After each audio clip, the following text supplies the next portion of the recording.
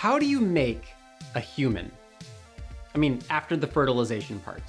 How does your body know exactly where to put each finger and how to orient the heart? That's where our genetic instructions, or DNA, comes in. But to understand DNA, we need to talk about creme brulee. I have no idea how to make one of these tasty morsels, so I check out a recipe site, scroll through a bunch of ads and boring stories, and I'll get an ingredients list and instructions. Now, imagine instead of doing this with big letters and words in an online recipe list, you're doing the same thing at the tiny molecular level. You have cellular machinery that reads the instructions and machinery that copies it, and separate pieces that assemble the ingredients into bigger pieces. The list of ingredients in the recipe that makes our bodies is called DNA. Today, we're talking about the genetic instructions for your body, the cookbook that makes the ingredients that make up you. We'll talk about the structure of DNA and how you go from gene to those beautiful brown eyes of yours. So, you're not a delicious dessert, sadly. The ingredients that go into you are a little more complicated. Remember back to episode 1 when we talked about biological hierarchy. Your body is a collection of organ systems, which are collections of organs, which are made of tissues, which are made of cells. That whole thing. Well, those cells are made of non-living things like water, lipids, and proteins. And our cells make proteins to do different jobs around the body. These proteins aren't alive. They're complex bundles of amino acids that serve different purposes. And they're not just for building muscles. The pigment that makes your eye color is a protein. The keratin that builds your hair is a protein. But you also need to build proteins for a normal physiology, so you have instructions for proteins like antibodies and enzymes in your genes as well. We have about 20 to 25,000 genes, or recipes, in our cookbook. Genes are the genetic instructions that tell your cell to make a specific protein. So your genes don't tell your body to make brown eyes, they tell it to make a specific protein which collectively look like brown eyes at the large scale. It's like you inherited a cookbook from your parents, or rather a copy of your mom's cookbook and a copy of your dad's cookbook. The vast majority of recipes were the same, but a few might be slightly different. Let's say on page 532 in the cookbooks, there's a section for some kind of crunchy tortilla-based food. In your dad's cookbook is a recipe for tacos, and your mom's cookbook is tostadas. You'll end up making one of those recipes. These are alleles, variations in the same gene. In your body, this might be an allele for freckles from your dad, but an allele for no freckles from your mom. Two versions of the same gene, but your body either has freckles or it doesn't. Both fulfill the same role, but end up with slightly different results. Each of those recipes has to be written in a language that the reader can understand, and in this case, the recipe is written in DNA. DNA stands for deoxyribonucleic acid. It's this long molecule with the classic double helix shape, and DNA is made from smaller molecules called nucleotides, which have a few important pieces. Its backbone is made up of a sugar called deoxyribose, the D in DNA, and a phosphate. Together, these give the DNA molecule some structure. Between these backbones are 4 nitrogen bases: adenine, thymine, cytosine, and guanine, or A, T, C, and G, which are held together with weak hydrogen bonds.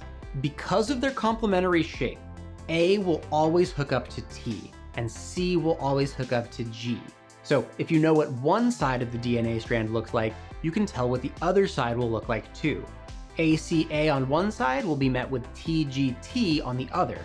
We call these AT and CG pairs base pairs. As a result of DNA's structure, these opposing strands of nucleotides have specific directions. And just like how we need to know if the language in our recipe should be read left to right or right to left, our cellular machinery needs to know the direction of DNA too. To tell which part is the front and which is the back, we need to look at the sugars in the DNA backbone. One end is called the 5' while the other is called 3'. If you were to dissect one of the sugar phosphate backbones, you'd see the carbon atoms in the sugar molecule arranged in a certain pattern. Biologists assign them a number, so this one is 1', this one is 2', all the way to 5'. To determine DNA's direction, you have to look at which end is leading the sequence. One end will have the 5' sticking out, and the other will have the 3'. DNA is usually written starting with 5' and ending with 3'. So you could have a sequence that goes 5', TTA, GGG, 3'. Bonus points if anybody can tell me what that sequence refers to in the comments. Example aside, all the base pairs in your DNA make up a code. They're the genes that tell your body what proteins to make. Some genes are short, but one gene, the gene that codes for a protein called dystrophin, is over 2 million base pairs long. But how do our cells read DNA and make proteins? First, I want to show you what's actually making the protein. It's this little guy called a ribosome.